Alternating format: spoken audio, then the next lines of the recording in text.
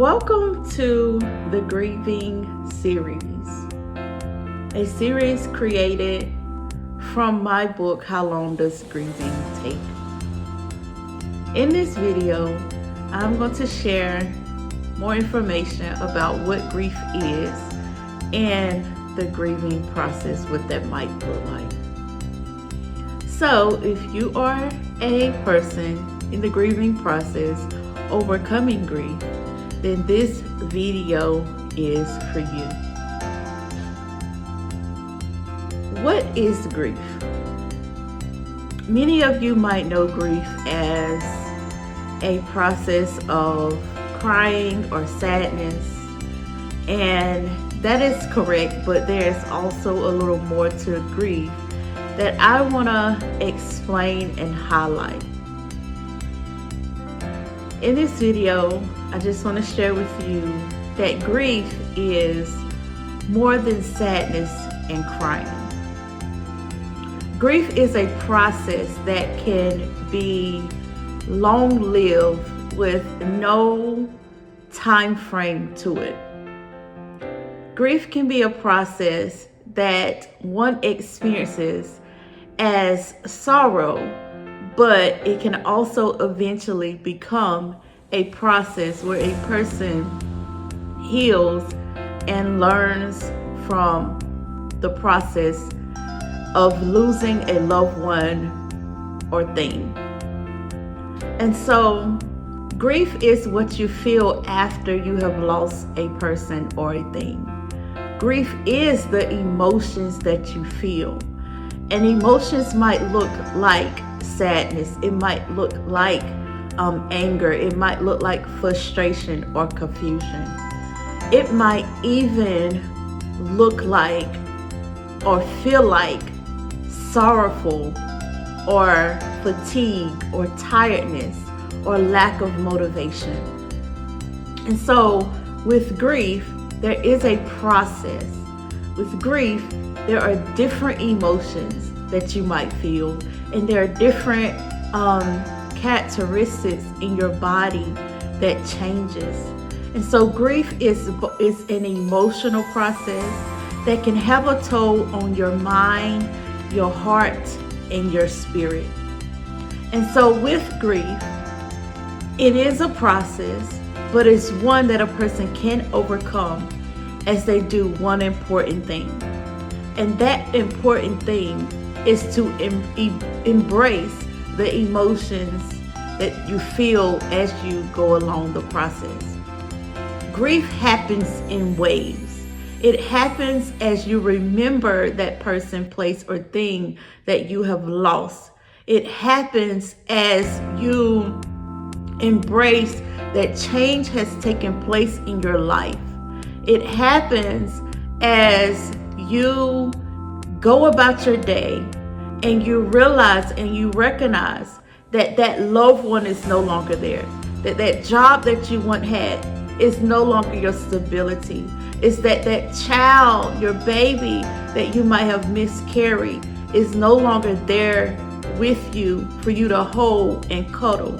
And so with that process comes a reality mentally that you have to understand and recognize and embrace and become okay with eventually as you process and recognize and accept that those things are no longer in your life. And as you do that, you become a better person. You become a whole person. You become a person who moves through the stages of grief and then eventually get to a point of acceptance and embracing that that person or thing is no longer there. And so grief can happen in multiple stages. It can happen in emotional stages, and it can also happen in various stages like acceptance, which is one of the last stages, but denial.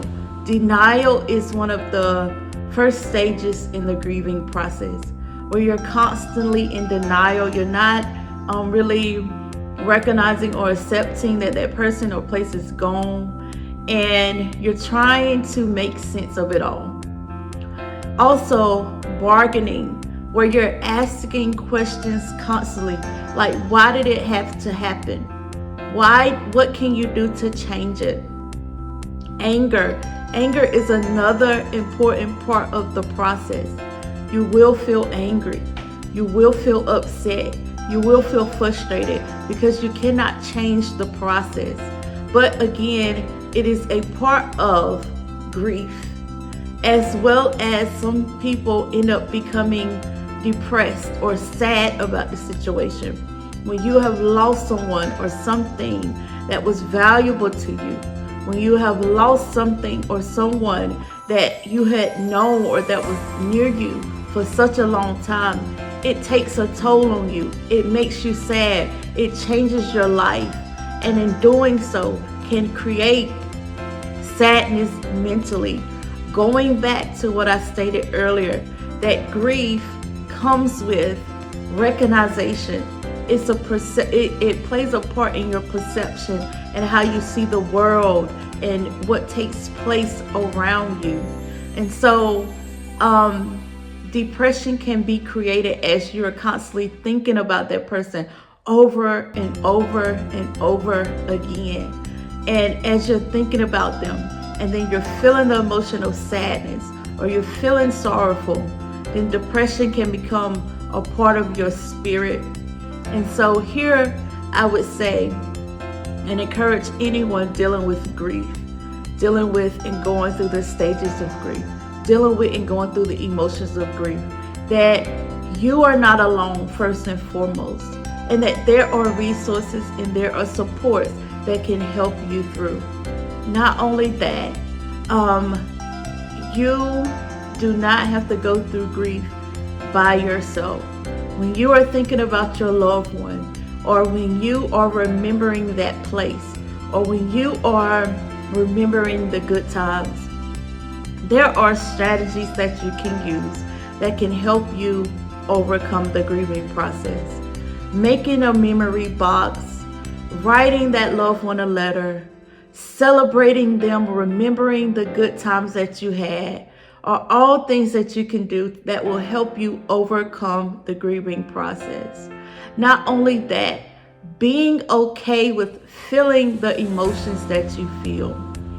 In my own process of grieving, I remember riding in my car, just riding in my car, feeling the emotions of sadness, feeling the difference that life had made.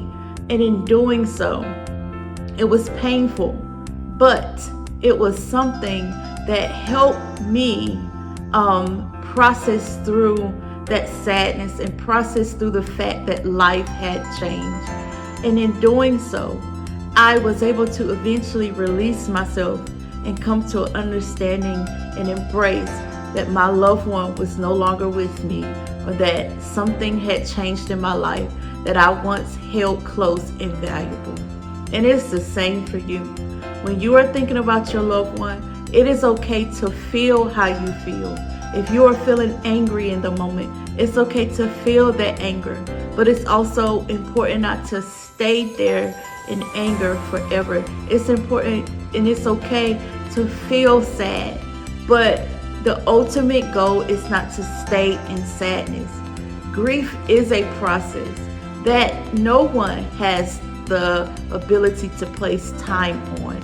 But grief is also a process that we all can overcome as we reach out for support, as we implement strategies, and as we are honest with ourselves about how we feel about what we have lost and what has changed in our lives.